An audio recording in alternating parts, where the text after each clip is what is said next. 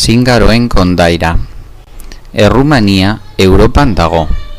Euskal Herritik 2200 kilometrora. Bere hiriburua Bukarest da. Orain, pixkanaka hurbiltzen ari gara.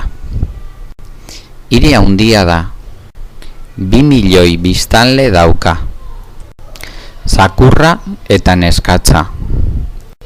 Bazen behin hijito pobre bat. Alaba bakarra zuen, oso polita berau, eta bere begininia bezala zaintzen zuen.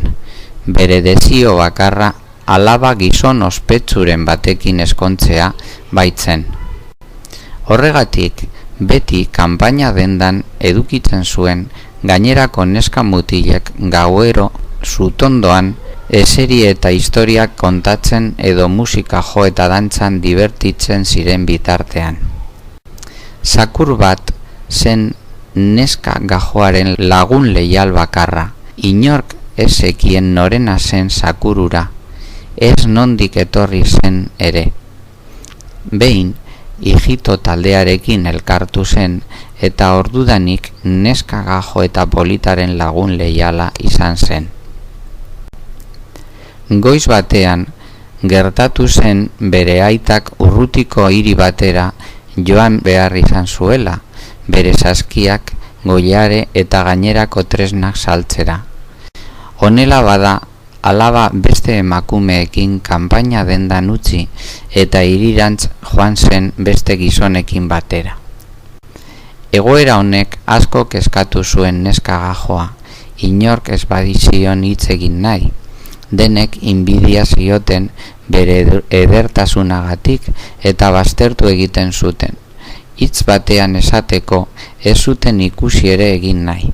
Zakurra zen leial jarraitzen zion bakarra.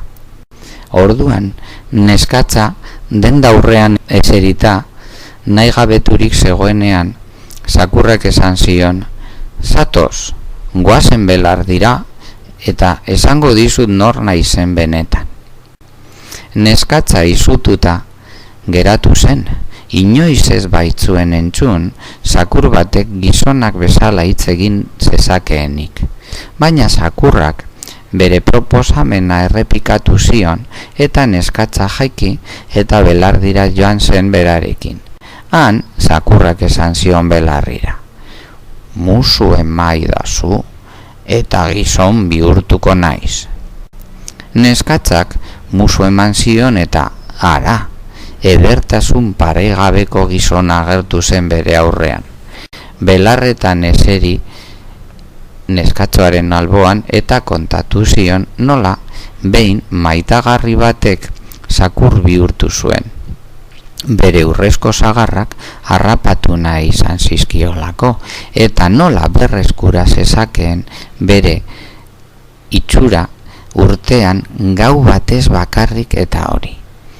Aurrez neskatza batek musu ematen bazion. Beste makina bat gauza kontatu zizkioten elkarri, gero gau osoa jolasten eta saltoka pasa zuten belar luzeen artean. Eguna argitu zenean, neskatza bere dendan sartu zen zakurrarekin eta handik aurrera inor suma dezaken baino lagunagoak izan ziren biok. Hijito pobrea pozik itzuli zen kanpamendura diru mordoska irabazi baitzuen.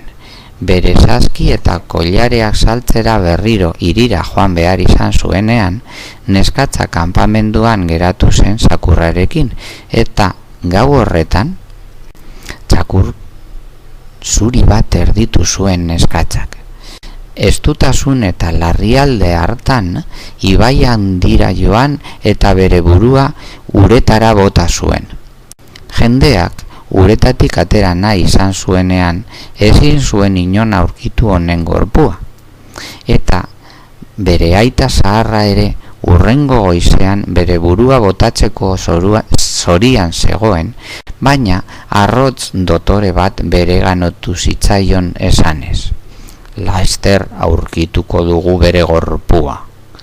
Orduan, ogi puska bat hartu, musu bat eman eta uretara bota zuen.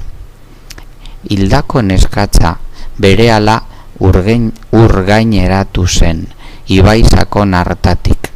Jendeak gorpua ibai ertzera atera zuen eta kanpamendura eraman zuen, handik 3 egunetara lur emateko asmotan, baina arrotzak esan zuen: "Nik bizia itzuliko diot nire kutxunari."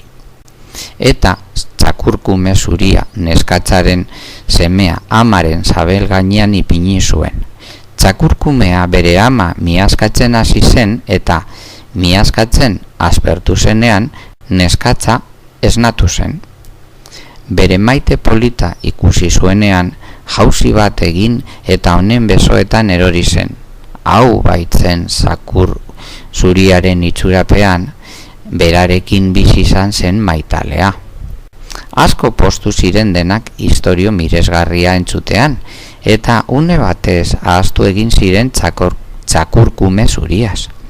Neska hijito politaren semeaz.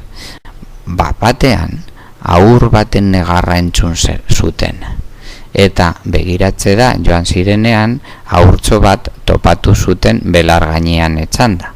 Orduan bai izan zela poza bete-betekoa. Txakurkumeak zorabialdi bat izan zuen eta gizakume bihurtu zen.